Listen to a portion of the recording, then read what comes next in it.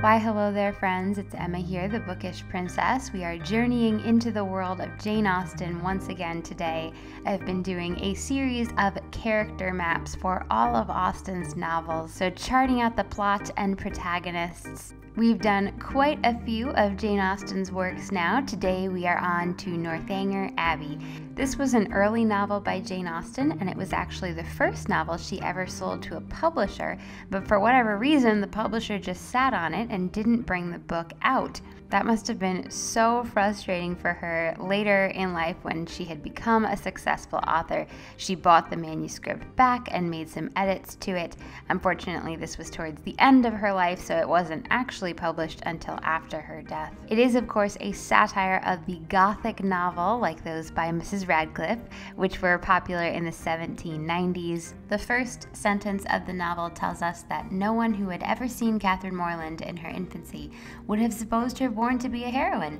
Her situation in life, the character of her father and mother, her own person and disposition were all equally against her. Her father was a clergyman without being neglected or poor, and a very respectable man, though his name was Richard, and he had never been handsome. So Catherine Morland is in fact our heroine. She's a pretty ordinary young girl. Her father and mother, Mr. Morland and Mrs. Morland, live at Fullerton. They have 10 children. Catherine is the oldest daughter. She has 3 older brothers. Her brother James does play an important part in the story, but the rest of the siblings we don't see too much of. In fact, we only hear their names sporadically. Not far from Fullerton live some friends of the Morlands, a well-to-do couple named Mr. and Mrs. Allen. They have no children of their own, but they are planning a trip to Bath, and they invite Catherine to go with them. The Allens have taken lodgings in Pulteney Street. The Allens have no acquaintance at Bath. They don't have any friends in town, but at the lower rooms,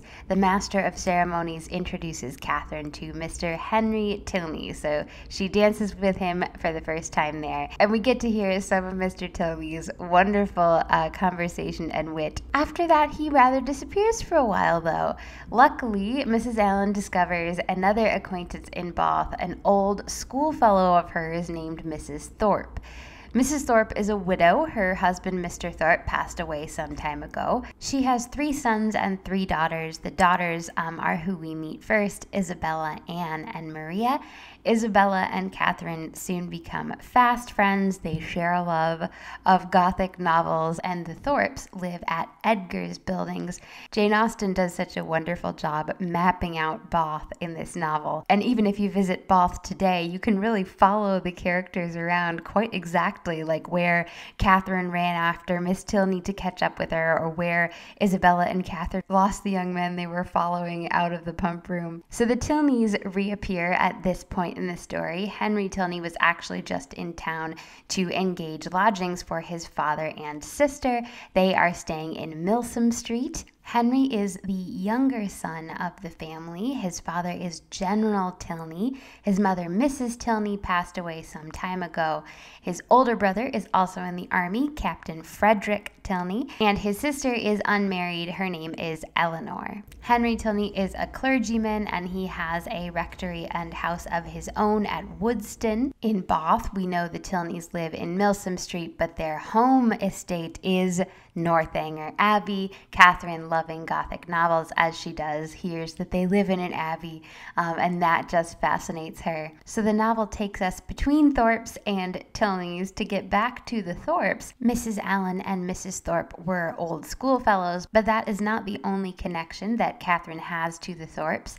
Her brother James is actually good friends with the oldest son, John. They both are studying at Oxford, and James stayed with the Thorpe family.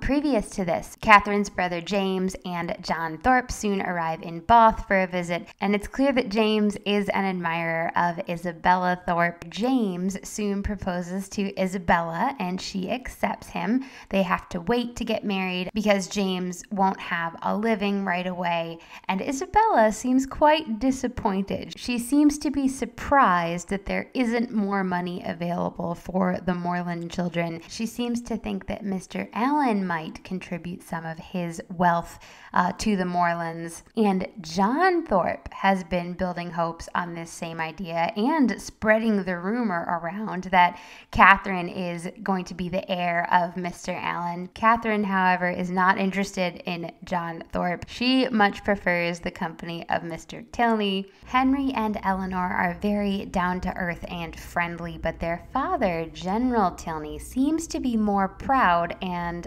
forbidding. For some reason, though, he seems to approve of Catherine and wants his children to be friends with her and encourages Eleanor to invite Catherine to Northanger Abbey. Catherine is so excited, but there is a cloud in the sky. Isabella has been acting very strange.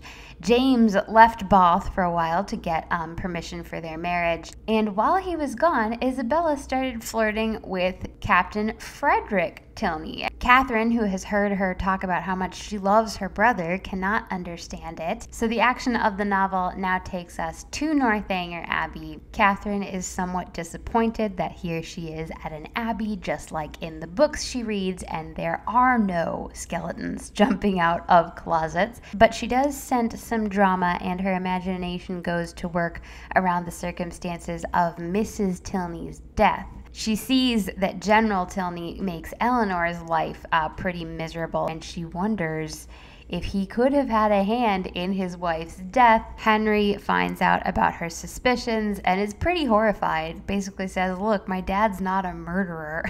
Catherine realizes that she has been letting her imagination run away with her. The general, while he's not a killer, is still a villain in other ways. He seems to have been encouraging Catherine and Henry to get to know each other. He seems to hope that they'll form a match, and then all of a sudden, abruptly, he sends Catherine from the house. So she has to make the journey back to Fullerton all on her own. She thinks that maybe General Tilney realized what she was imagining, but in fact, General Tilney only found out that she is not the heiress of Mr. Allen and Mrs. Allen. He had heard that rumor from John Thorpe. James Morland got sick of Isabella playing with him and broke off the engagement. Isabella, who was not a very worthy friend, was hoping to catch Captain Frederick Tilney, but he was just trifling with her, and he leaves Isabella in the lurch. So she writes Catherine a letter, hoping Catherine will help her get back in with her brother James, but Catherine's eyes by that time have been opened, and she is pretty disgusted with Isabella. John Thorpe runs into General Tilney in town, and since Isabella and James have broken it off, he tells the general that actually the Morlands are penniless. And so General Tilney wants to get rid of Catherine as soon as possible. But Catherine and Henry really have fallen in love, and Henry considers himself basically pledged to Catherine. So he defies his father and comes to see Catherine at Fullerton. He proposes and is accepted. Jane Austen does not leave any of her characters in the lurch. Eleanor had previously fallen in love with the younger son of a wealthy family, but since he was the younger son, that match was not going to be good enough for her father. However, the older son of the house dies, and that young man becomes the Viscount, and then Eleanor is able to marry him, and the general is so pleased that he forgives Catherine for not being as rich and important as he imagined she was, and he gives Catherine and Henry his consent to get married. So there we have it, Northanger Abbey with all of its twists and turns mapped out. Obviously, this summary is no substitute for reading Northanger Abbey for yourself. It is such a delightful novel. Henry Tilney is my #1 Jane Austen hero. I would take him over Darcy any day. There are so many great lines and funny scenes. You definitely have to go read the novel for yourself. I hope you guys enjoyed today's video. If you did, make sure you give it a thumbs up. Make sure you subscribe. I post reading vlogs and all sorts of fun videos. You can check out my other Jane Austen character maps in the playlist linked up above and in the description down below. I hope you have a magical and a bookish day, and I'll talk to you guys again soon. Bye!